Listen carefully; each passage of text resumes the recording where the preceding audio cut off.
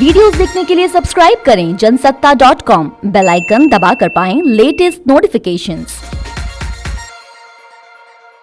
क्या आप अपना व्यापार कैश में करते हैं? क्या आप अपने व्यापार में सैलरी खर्चे कैश में देते हैं? क्या आप अपना सामान कैश में परचेज करते हैं?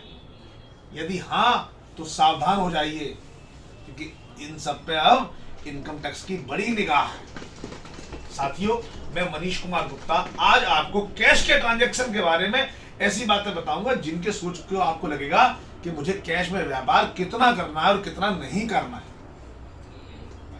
हम सबने कानपुर की खबरें तो पढ़ी होंगी, बड़ी मात्रा में कैश मिला है और तब से लोगों के मन में ये आया है कि हमें कैश में व्यापार कितना करना चाहिए कि हमारे पास इनकम टैक्स का नोटिस ना आ जाए, हमारे पास इनकम टैक्स वाले घंटी ना बजा दें।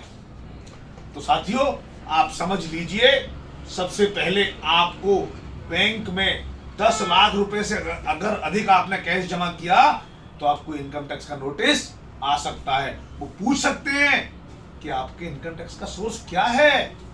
ठीक इसी तरीके से साथियों, आप समझिए, अगर आप सैलरी 10,000 से ज्यादा प्रति माह देते हैं और उसमें कैश का एलिमेंट 10,000 से अधिक है तो वो पैसा आपका डिसअलाउ हो जाएगा। इसका मतलब है उस पैसे पर आपको इनकम टैक्स में खर्चे का डिडक्शन नहीं मिलेगा, तो फिर क्यों देना कैश।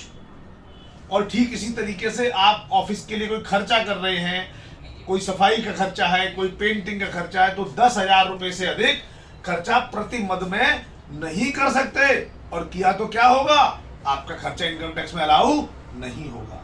इसका क्या मतलब है कि इनकम टैक्स में खर्चा अलाउ ना हो। अरे, अगर आपकी इनकम 100 है और अगर आपका खर्चा 80 है, आपको 20 पर टैक्स देना है। लेकिन अगर आपका 5 रुपए का खर्चा अलाउ नहीं हुआ तो आपको इनकम टैक्स 25 पर देना पड़ेगा। यानी सीधे सीधे इसको आपकी इनकम मान लिया जा रहा है, आपको टैक्स देना पड़ रहा है। तो सावधान रहिए। इसी तरीके से आपको कोई भी लोन का पेमेंट अगर 1 साल से पुराना लोन है तो कैश में बिल्कुल नहीं करना है। बराबर की पेनल्टी है, यानी जितना आपने लोन चुकाया उतना पेनल्टी देनी पड़ेगी। सावधान रहिए। नया लोन आप कोई नकद में नहीं दे सकते हैं। और इसके अलावा आप एक और बात समझ लीजिए, अगर आपने किसी से लोन लिया है और वो 20,000 रुपए से कम है तभी आप उसको कैश में चुका सकते हैं। और हम ऐसा करें क्यों, हमारे पास यूपीआई पेमेंट का अरेंजमेंट है, मोबाइल टू मोबाइल ट्रांसफर होता है, कितनी ही ऐप है पेमेंट ट्रांसफर करने के लिए, आपको बिल्कुल परेशान होने की जरूरत नहीं है। तो कैश में क्यों करें। अगर हम अब पैसा कमाते हैं तो उसे अपने इस्तेमाल में लाएं। ऐसा नहीं जैसा हमने कानपुर में देखा, लोगों ने पैसे का अंबार इकट्ठा कर लिया और उसे यूज भी नहीं कर पा रहे थे, इस्तेमाल नहीं कर पा रहे थे। तो साथियों, इसके अलावा देखिए, ऐसे तो आप म्यूचुअल फंड, शेयर, डिवेंचर ये सब कैश में खरीद ही नहीं सकते, परमिशन ही नहीं है। लेकिन कई बार आपको लगता है जिसने खरीद लिया है उससे चुपचाप में अपने जो है ट्रांसफर करा लूं अपने अकाउंट में और कैश में पेमेंट कर दूं।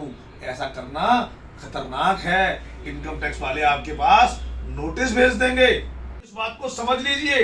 अगर कोई कैपिटल एसेट आप खरीदते हैं, 10,000 से अधिक की एसेट है, आप कैश में नहीं खरीदें। 10,000 से कम तक की है तभी तक आप कैश में खरीदना चाहिए आपको, अन्यथा आपको इनकम टैक्स वाले आपको उस पर इनकम टैक्स लगा देंगे।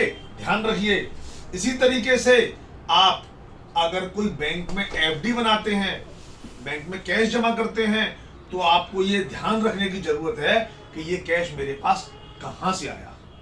और इसी तरीके से आप अगर अपने लिए सामान परचेज करना है तो आपके पास, और आप पक्के बिल से सामान खरीद रहे हैं, तो आप कैश कितना देंगे। 2 लाख से अधिक आप कैश नहीं दे सकते अपने सामान की परचेज करने के लिए।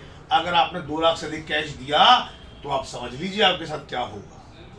और ठीक इसी तरीके से अगर आप गिफ्ट दे रहे हैं, अपने क्लोज रिलेशंस में गिफ्ट दे रहे हैं, तो भी आप कैश का इस्तेमाल कम से कम करिए।